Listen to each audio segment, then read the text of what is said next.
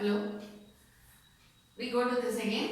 Valid acceptance. Acceptance from by the offeree. Offeree, we know what it is. So how should the acceptance be? Acceptance by the offeree. When we say acceptance, again you should remember consensus ad idem. It should be understood exactly the same way. It should be agreed after understanding in the same way. Which way? The way in which the offerer says. See, if I am giving out this pen, you should not think it's a Reynolds pen or some Rotamax and all those things. So when I say it is a whiteboard pen, you should understand it as a whiteboard pen. If I just give out an offer saying that I am going to give out a pen which writes on the whiteboard, if I write like this, will it be a valid offer? It will not be a valid offer because one thing, it is not clear, it is not detailed, it is not specific. I am just talking about a pen which writes on the whiteboard and I am going to sell it at ₹10 per pen. Okay? So here I should say that it's a whiteboard marker pen which I will be selling at ₹10. It is easily erasable. It should be written only on the whiteboard. When I write all these things, automatically it becomes a... So in which way should it be? If I am giving out a whiteboard marker pen, you should also understand it as the whiteboard marker pen only. Acceptance must be by the offeree. Second one, it should be made by the offerer. Why do I write this? Obviously, if it is going to be accepted by the offeree, it should be made by the offerer.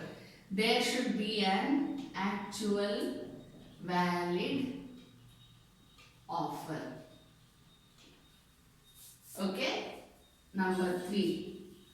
Consensus ad idem. Very important. If this is not there, then it is not a valid acceptance. Apart from this, you have certain criteria. I will just explain in a very simple manner to you. Okay?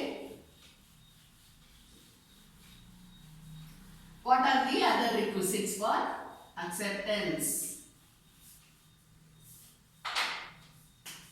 How should the acceptance be made? How should the acceptance be made? How should the offer be made? It can be in any way that the offerer requests, thinks of. Okay? How should the acceptance be made? In the manner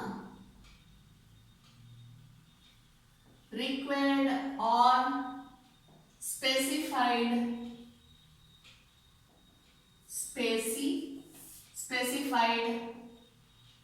by the offerer. If the offerer says, please call me up and say you are accepting, or he says, you write a post, letter, send your acceptance by way of letter, send it by email, send it by register post, whatever it is, send it by telegram. Though it is no more in function, I am just telling you the example. However it is, it should be in the manner required or specified by the offerer, or mutually, in the manner mutually agreed upon.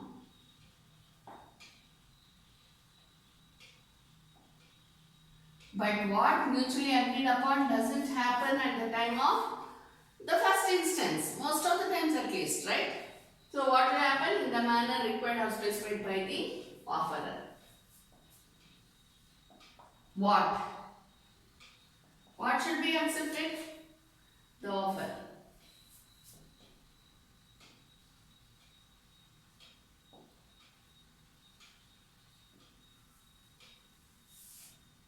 When? Within the time period specified by the offerer.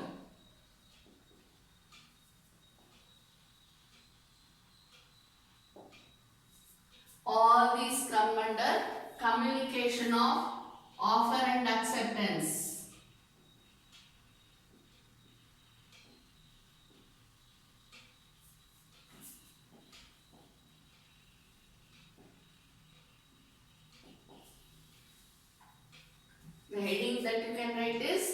communication of offer and acceptance. Okay. So we said when it should be made within the time specified by the offerer. Here you have certain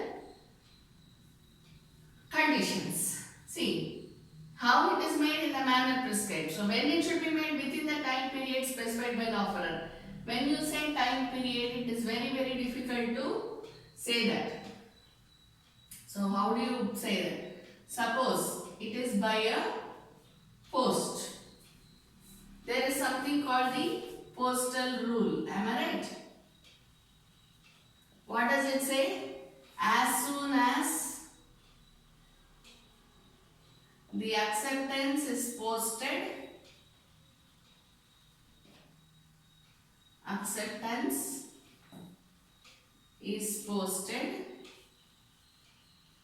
it is deemed to have been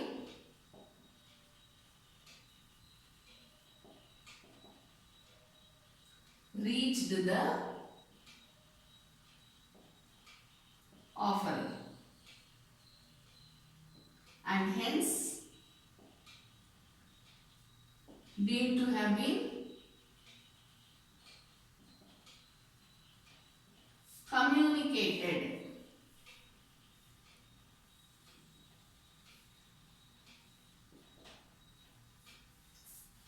When you are talking about the postal rule, as soon as the acceptance is posted, it is deemed to have reached the offerer and hence deemed to have been communicated. When we say this, as soon as we post, see earlier it was in the post box, in the letter box, not letter box, in the post box of any post office. Even now some of the offers and acceptances are done through the post office. Most often than not, we have the email now. So as soon as you send the email to the receiver, that is the offerer, he is supposed to have been communicated about your acceptance. Even if it is via the snail post, even then it is deemed to have been accepted. Okay, this you should remember. Otherwise, sufficient time, this is one thing. Okay, so when we are talking about this, first one is this.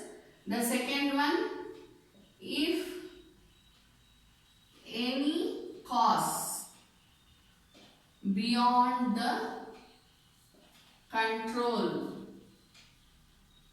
of the offering, if because of any cause beyond the control of the offeree, there is delay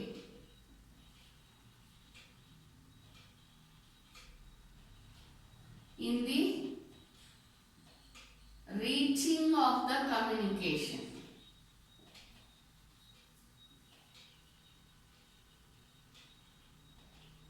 even then it is deemed to have been accepted on the day and within the time period. See, what is important is the cause for the delay should be beyond the control of the offeree. If there is a postal strike, offeree has posted his acceptance, and if there is a postal strike, and then